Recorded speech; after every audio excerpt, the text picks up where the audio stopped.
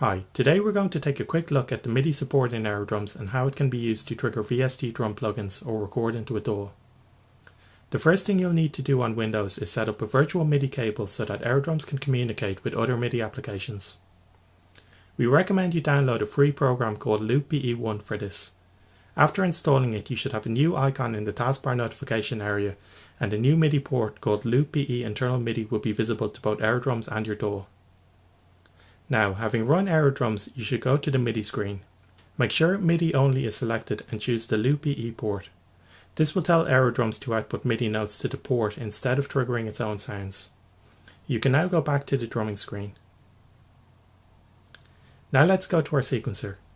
I'm using Reaper for this demonstration, but you should be able to follow along using any other DAW. There are a few things you should check here. Firstly, you should check that your DAW is set to receive MIDI input through the LoopBE port. And you should check that you have chosen an audio device that will give as little latency as possible. In Reaper I use Wasapi, set to exclusive mode and a buffer size less than 128. This is the same audio device we recommend when running Aerodrums in non-MIDI mode, as it gives extremely low latency. If you don't have this option in your DAW, another excellent option is to use ASIO, in particular if your sound card has dedicated ASIO drivers. If it doesn't, you can download and install a free generic driver called ASIO for All. Again, when using this, it is important to set the buffer size as low as you can to minimize latency. We can now add a virtual instrument track and specify the VST plugin we want to use to generate drum sounds. In this demonstration, I'll choose Contact. So I'll load a drum kit from Studio Drummer. Tell it to accept MIDI inputs from all ports and channels. And tell it to use the Aerodrums MIDI mapping, which you can find on the Aerodrums website.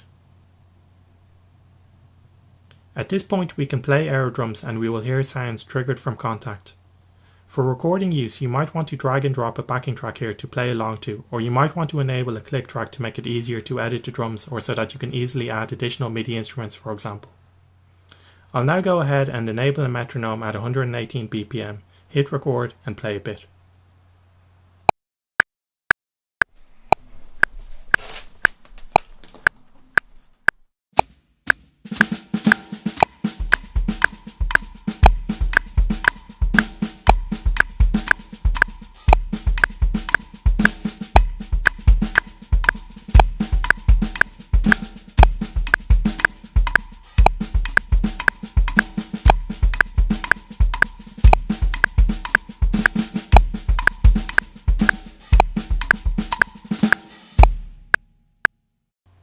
So we now have our track populated with MIDI data. I'll bring up the piano roll so we can see this better. Here you can see all the notes corresponding to the different drums and cymbals I hit. On the bottom you can see the velocities of each of the notes, and you can also see the continuous controller data that corresponds to the hi-hat openness at each moment of time. From here we can easily clean up the data if desired, for example by quantizing the notes or by filtering out very quiet notes.